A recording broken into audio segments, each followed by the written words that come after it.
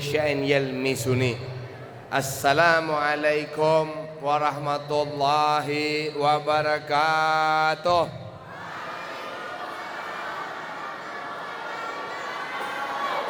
Alhamdulillahi rabbil alamin, wa bihi nasta'in ala umuri dunya waddin, wassalatu wassalamu ala asyrafil anbiya wal mursalin Sayyidina Muhammadin wa ala alihi wa sahbihi wa barik wa sallim. Subhanaka la ilma lana illa ma 'allamtana innaka antal halimul hakim. Rabbi syrah li sadri wa yassir li amri wahlul 'uqdatan min lisani yafqahu qawli wa saddid lisani wahdi qalbi bihaqqi Sayyidina Muhammadin sallallahu alaihi wa alihi wasallam, amma ba'd. Yang sama-sama kita hormati dan kita cintai Ketua DKM Masjid Al-Muhajirin Akhina Ustadz Syakirin, yang sama-sama kita muliakan Ustadz kita, Ustadz Mukarrab, Haji Mukarrab, para Ustadz yang tidak dapat saya sebutkan satu persatu, tokoh masyarakat, kakanda saya, bapak-bapak, ibu-ibu. Saya ini punya saudara angkat yang namanya, kalau orang sini bilang Pak Yanto, Babe Yanto, ya. Nah, ini abang angkat saya, karena dari dulu saya ini sama-sama, dia yang bawa saya nih, ikut main biola, ikut festival, ikut menari, ikut menyanyi. Enak. Baru ketemu bertahun-tahun baru malam ini. Nah, saya hormati abang dah saya, Babe Yanto. Yang saya hormati Habib Ishaq bin Qasim Al-Gadri beserta Habib Kifli Zulfiansa Al-Gadri, para penabuh daripada majelis zikir, majelis selawat yang telah mengumandangkan selawatnya, dan sama-sama telah kita nikmati. Para ikhwan, akhwat, bapak-bapak, ibu-ibu, adik-adik yang dimuliakan oleh Allah Subhanahu wa ta'ala. Tiada kata yang pantas kita ucapkan pada kesempatan malam yang berbahagia ini melainkan syukur atas nikmat yang dilimpahkan Allah kepada kita, berupa nikmat Islam, nikmat iman, nikmat kesempatan, dan nikmat kesehatan. Selawat dan salam senantiasa kita panjatkan kepada junjungan agung Rasulullah Muhammad sallallahu alaihi wasallam beserta istri, keluarga, sahabat, dan pengikutnya ila yaumil qiyamah. Untuk kita sama-sama mendapatkan keberkahan sebagai tambahan, izinkan saya mengajak bapak-bapak, ibu-ibu, kita sama-sama mengucapkan kalimat tauhid. Saya ucapkan, bapak dan ibu sama-sama menjawab. La ilaha illallah, la ilaha illallah.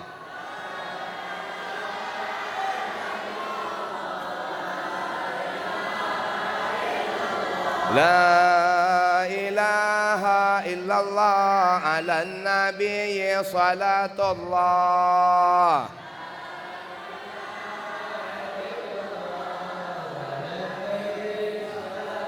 La ilaha illallah, ala nabi salamullah.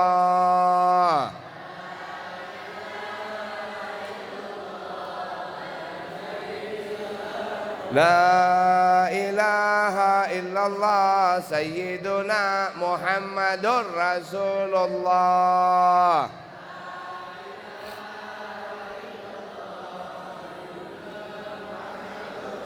Allahumma salli ala Muhammad, Allahumma salli alaihi wasallam.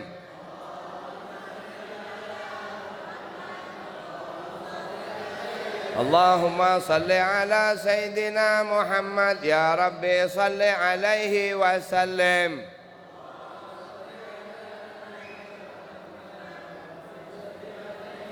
Terima kasih kepada adik-adik, ya. Mohon kiranya tidak berseliweran, ya. supaya majelis kita dapat berjalan dengan baik dan lancar. Untuk itu mohon dengan hormat kiranya bapak-bapak, ibu-ibu, anak-anak kita dapat kita rangkul di dalam pelukan kita. Sebagaimana yang telah disampaikan oleh Ketua Panitia maupun Ketua DKM, memang kalau dilihat judul kita ini panjang. Pembahasan kita ini cukup panjang. Tapi mudah-mudahan dengan waktu yang ada bisa memberikan satu gambaran yang baik kepada kita semua. Bapak-bapak, ibu-ibu, bahwa ketika Allah Subhanahu wa taala menjadikan langit dan bumi, maka Allah Subhanahu wa taala menjadikan 12 bulan. Dari 12 bulan itu ada 4 bulan yang disebut sebagai bulan yang dihormati atau bulan yang dimuliakan. Yang pertama adalah bulan Zulkaidah, kedua Zulhijjah, dan yang ketiga bulan Muharram, serta yang keempat adalah bulan Rajab. Maka daripada itu disampaikan bahwa innar Rajab syahrullah, Sya'ban syahri, Ramadan syahru ummati. Kata Nabi SAW, bulan Rajab ini adalah bulannya Allah Subhanahu wa taala. Bulan Sya'ban itu adalah bulannya Nabi Muhammad SAW. Dan bulan Ramadan, bulan untuk berselawat kepada Nabi SAW yang merupakan bulannya umat Nabi SAW. Di mana pada bulan Rajab ini Allah Ta'ala memberikan kemuliaan. Di antara kemuliaannya adalah bahwa semua umat Nabi Muhammad apabila dia berbuat kebaikan semuanya dicatat dengan baik. Tetapi apabila dia berbuat kejelekan maka umat Nabi Muhammad ini tidak dicatat. Sehingga digambarkan malaikat ini tuli, tidak mau peduli terhadap kejelekan-kejelekan yang akan terjadi di dalam umat Nabi Muhammad, tapi yang dicatat hanya kebaikannya saja. Satu. Yang kedua, di dalam sejarah disebutkan bahwasanya dahulu apabila masuk bulan Rajab, pintu Ka'bah itu hanya dibuat hari Senin dan hari Kamis saja. Tetapi begitu masuk bulan Rajab, maka pintu Ka'bah itu dibuka selama 1 bulan. Dan apabila masuk bulan Rajab, maka orang-orang Arab itu tidak mau berperang. Semua perangkat-perangkatnya itu disimpan karena menghormati daripada bulan Rajab. Dan bulan Rajab ini disebut juga dengan bulan istighfar, di mana apabila orang banyak beristighfar kepada Allah, maka Allah Ta'ala ganjar segala kebaikannya, Allah Ta'ala mudahkan segala urusannya, diberikan rezekinya. Dan digambarkan apabila orang satu hari itu mengucapkan istighfar kepada Allah Subhanahu wa Ta'ala, maka daripada itu dia dihapuskan dosanya selama 3 tahun. Kemudian daripada itu digambarkan bahwasanya di bulan Rajab ini, terutama di akhir Jumat bulan Rajab, jika kita membaca Ahmad Rasulullah, Muhammad Rasulullah sebanyak 33 kali, maka rezekinya selama setahun dijamin oleh Allah Subhanahu wa Ta'ala.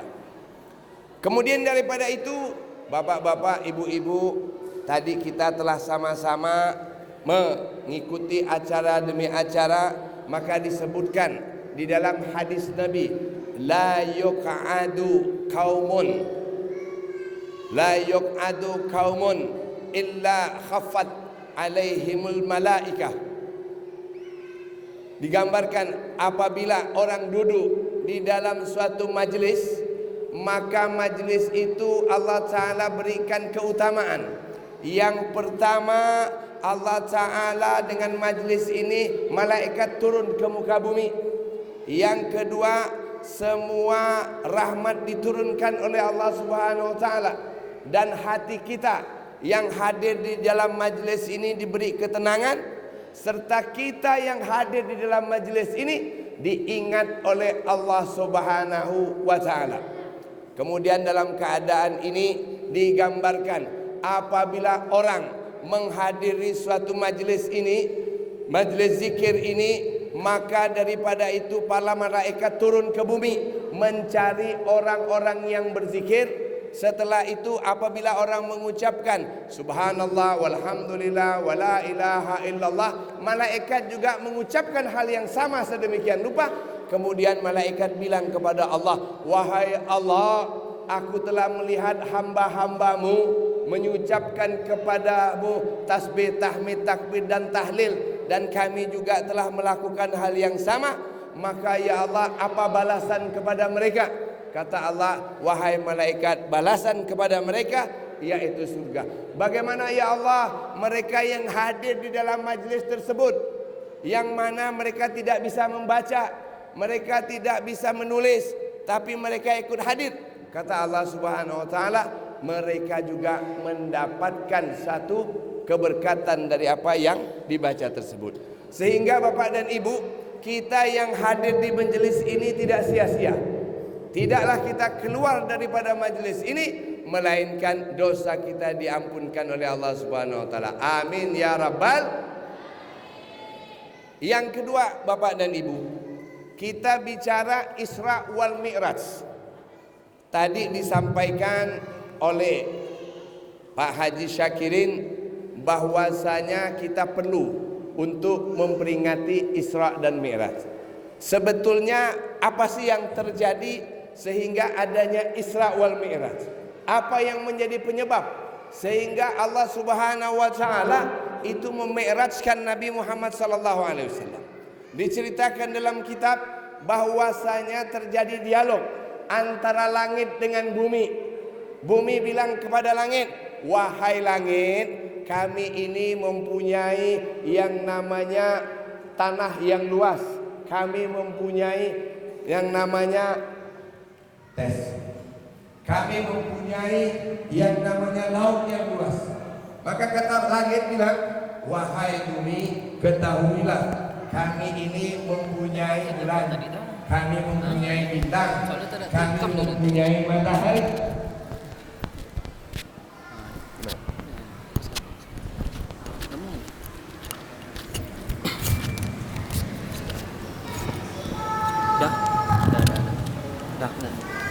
Kemudian mereka ini saling menunjukkan satu kelebihannya. Maka sampai kepada pembahasan kelebihan-kelebihan tadi, maka kata bumi, ya, kami ini ada yang tidak kamu miliki, yaitu bahwa di bumi ini ada yang namanya Rasul penutup Nabi Muhammad sallallahu alaihi wasallam. Maka kemudian langit ini meminta kepada Allah agar langit ini juga bisa dilewati, bisa diketahui oleh Nabi Muhammad sallallahu alaihi wasallam. Sehingga daripada itu Allah Subhanahu wa taala pun mengutus Jibril untuk membedah dadanya Nabi sallallahu alaihi wasallam, dibersihkan hati Nabi yang di dalam sejarah disebutkan 3 sampai 4 kali. Singkat kata, dengan hal yang demikian maka dibersihkan Nabi sallallahu alaihi wasallam, dia punya dada. Kemudian Allah taala memerintahkan borak, dicari borak yang ada di surga. Di antara surga, di borak-borak yang ada di surga itu ada satu borak, yang mana borak ini boraknya sedang menangis. Ditanya, wahai borak, kenapa engkau menangis? Karena si burak ini merasa dekat, merasa rindu untuk ketemu dengan Nabi Muhammad sallallahu alaihi wasallam. Sehingga Nabi sallallahu alaihi wasallam pun diturunkan burak tadi, diangkatlah Nabi Muhammad untuk melaksanakan yang namanya Isra wal Mi'raj. Bapak, ibu-ibu, ini suatu pelajaran yang perlu sama-sama kita ketahui, bahwa Isra dan Mi'raj Nabi Muhammad sallallahu alaihi wasallam ini merupakan salah satu mukjizat yang diberikan Allah kepada Nabi kita Muhammad sallallahu alaihi wasallam. Kenapa begitu? Bapak Ibu-ibu, bahwasanya sebelum Nabi Muhammad sallallahu alaihi wasallam tidak ada satupun nabi dan rasul di muka bumi yang dinaikkan oleh Allah Subhanahu wa taala. Yang kedua, Bapak yang tadi aja, mic yang tadi mana? Yang kedua, Bapak dan Ibu, kenapa Isra itu dimulai dari Mekah sampai ke Baitul Maqdis? Tidak dari Mekah, ini naik langsung ke langit. Yang pertama, bahwasanya Allah Subhanahu wa taala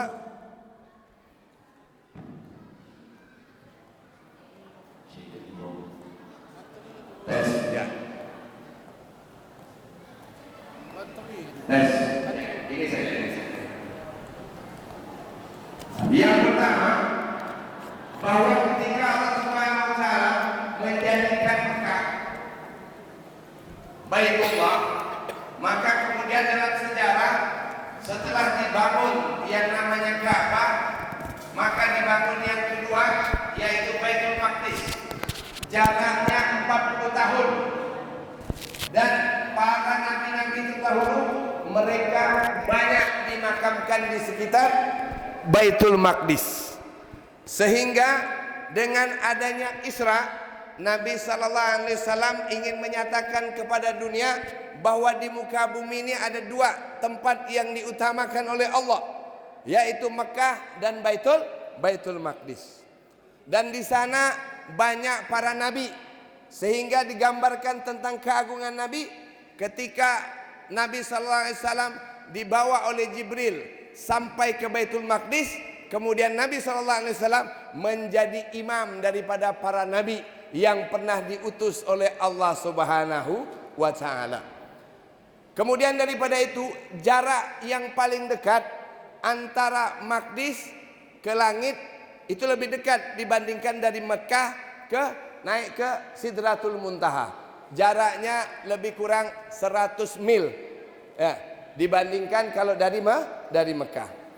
Kemudian daripada itu, bapak-bapak, saudara-saudara, ayat yang dibaca oleh pembaca tadi, subhanalladzi asra bi 'abdihi lailan minal masjidil haram ilal masjidil aqsa alladzi barakna haulahu linuriyahu min ayatina innahu huwas samiul basir.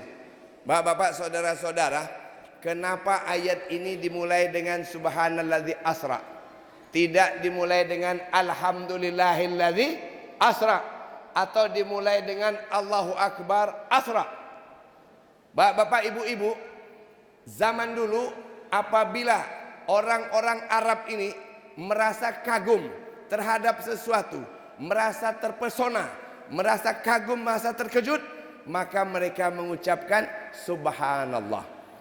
Karena perjalanan yang dilakukan oleh baginda Nabi dengan Isra wal Mi'raj ini adalah untuk membuka daripada alam pikiran manusia, di mana dulu diketahui perjalanan dari Mekah sampai ke Baitul Maqdis pulang pergi itu dengan waktu 60 hari.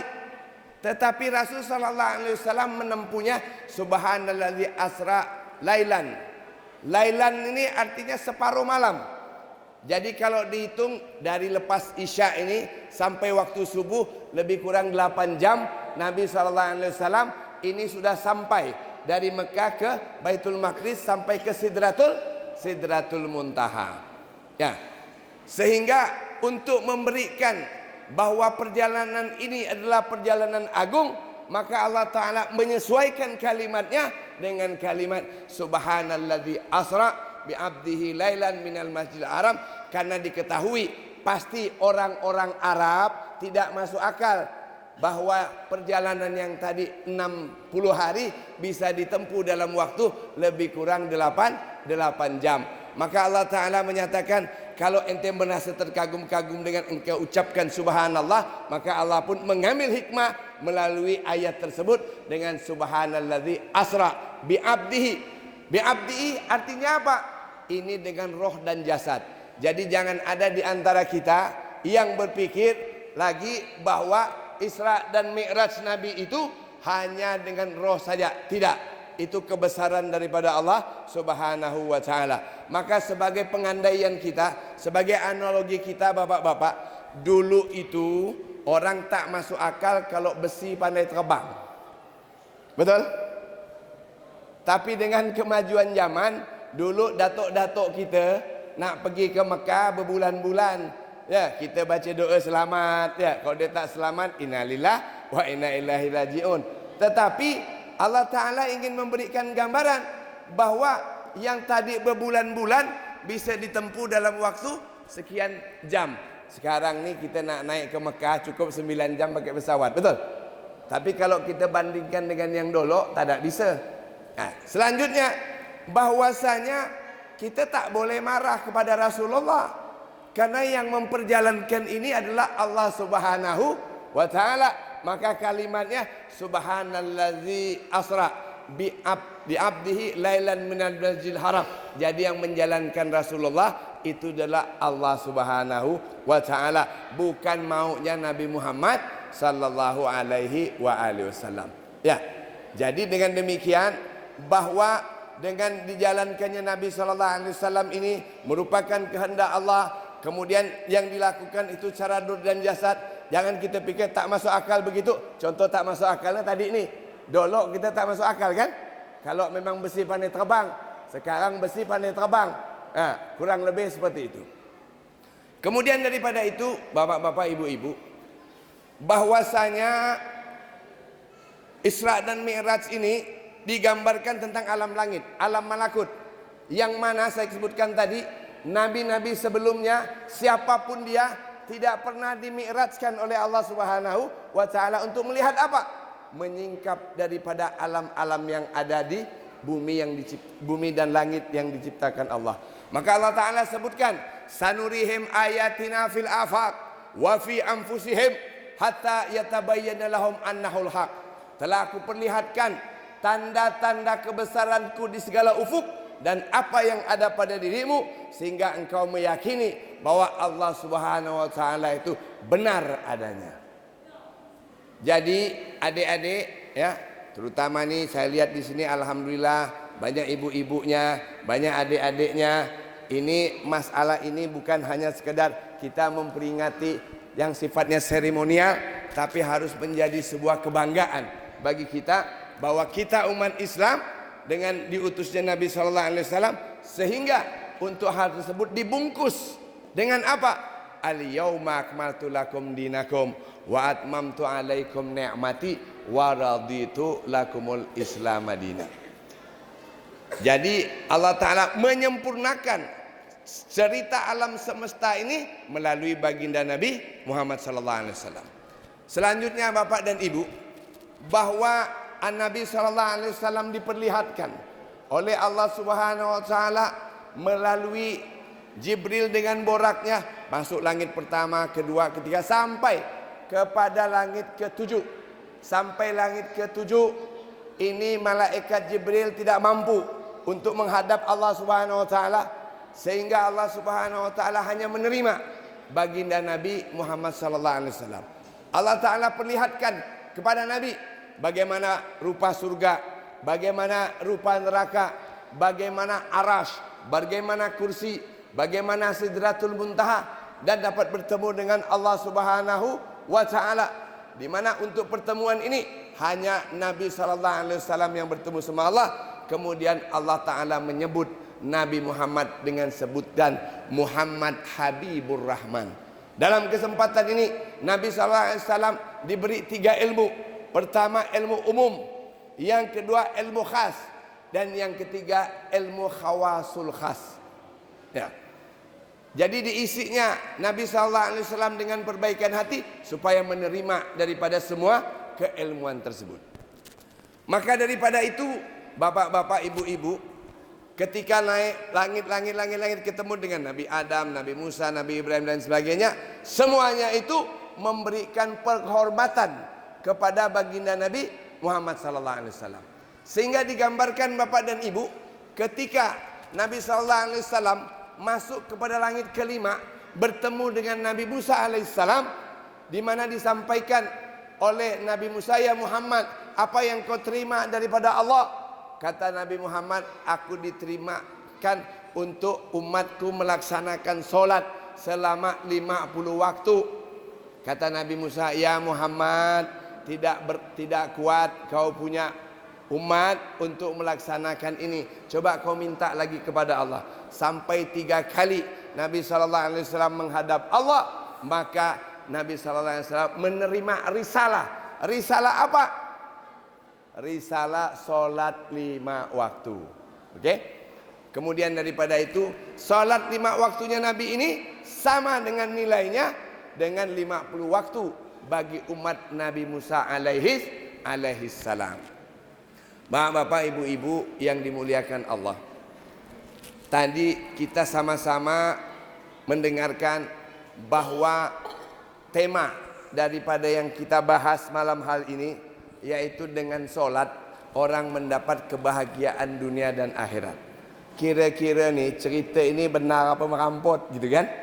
Ya, ini bapak-bapak harus sama-sama kita ketahui bahwasanya Allah Subhanahu wa taala itu pertama menyebutkan la ilaha illa ana fa'budni wa aqimis shalah li dzikri. Ayat ini memberikan gambaran, kata Allah, tiada Tuhan melainkan aku, maka daripada itu sembahlah aku. Wa aqimis shalah li dzikri, dirikanlah salat untuk mengingatku. Di dalam hadis lain disebutkan bahwa as-salatu imaduddin, faman aqamaha faqad aqamaddin, wa man hadamaha faqad hadamaddin. Bahwasanya solat itu adalah tiang agama. Barang siapa yang melaksanakan solat, dia menegakkan agama. Barang siapa yang tidak solat, maka dia meruntuhkan daripada agama. Di dalam hadis lain disebutkan, la dina liman la salata lahu. Tidak ada agama bagi orang yang tidak melaksanakan solat. Di dalam hadis lain Nabi SAW menyatakan bahwa tidak ada yang difardukan oleh Allah setelah tauhid, melainkan Allah mencintai untuk orang melaksanakan daripada solat. Bapak dan Ibu, satu ketika saya menyaksikan sebuah pernyataan daripada ketua pimpinan daripada Kristen Ortodok yang ada di Rusia. Dia katakan umat Islam itu umat yang hebat, ibadah yang paling mulia, ibadah yang paling agung, tidak lawan, yaitu solat daripada umat Islam, terutama yang terkait dengan yang namanya sujud. Itu pernyataan daripada ketua Ortodok Rusia. Nah sekarang bagaimana dengan kita Bapak dan Ibu? Bahwasanya disebutkan di dalam hadis, tidak ada sesuatu nilai yang paling tinggi di dunia ini melainkan orang melaksanakan daripada solat. Bapak dan Ibu, kalau kita hidup di dunia ini tujuannya wa ma khalaqtul jinna wal insa illa liya'budun. Tidak aku jadikan jin dan manusia melainkan untuk beribadah kepada Allah Subhanahu wa taala. Apa kira-kira yang terkandung dalam kita melaksanakan solat? Bapak dan Ibu, orang melaksanakan solat itu ada 3 bentuk. Yang pertama suratus sholah, bentuk solat, yaitu rukun 17. Ada 17. Anak TK, anak SD, anak SMP, anak SMA, sama ini. Yang membedakannya 2, yaitu rohus sholah dan wa hakikatus sholah. Jadi kalau bagi anak-anak, adik-adik kita, anak SD, anak PAUD, itu suratus sholah. Dia hanya tahu gerakan 17 rakaat.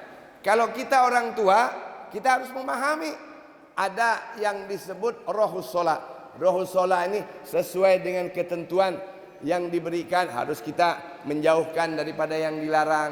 Kemudian hakikatus sholat, kita memahami dengan betul kita ini berhubungan dengan siapa dan manfaatnya buat apa.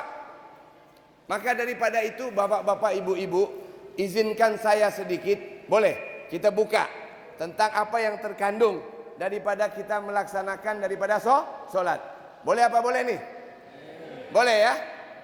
Bapak dan ibu, ketika kita melaksanakan sholat, maka yang pertama kita lakukan adalah kita berniat. Apa yang kita niatkan, kita barengi. Ilahi anta maksudi waridaka matlubi a'tini mahabbataka wa ma'rifataka. Ya Allah, engkau yang aku maksud, waridaka matlubi, keridhaanmu yang aku harapkan, a'tini, berilah aku mahabbataka, kecintaan kepadamu dan dapat mengenalmu ya Allah. Setelah itu orang melaksanakan niat orang nyebut Allahu Akbar. Setelah itu kita baca apa bapak dan ibu? Kita baca doa iftitah. Di sini kita harus memahami di dalam doa iftitah ada hal-hal yang penting. Apa? Perjanjian kita dengan Allah. Apa isi perjanjiannya? Inna salati wa nusuki wa mahyaya wa mamati lillahi rabbil alamin. La syarika lahu bidzalika wa umirtu wa ana minal muslimin. Bapak dan ibu, janji kita kepada Allah apa?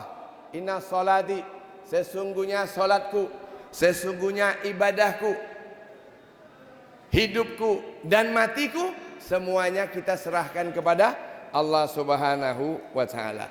Bapak-bapak, ibu-ibu, kita ini kalau ada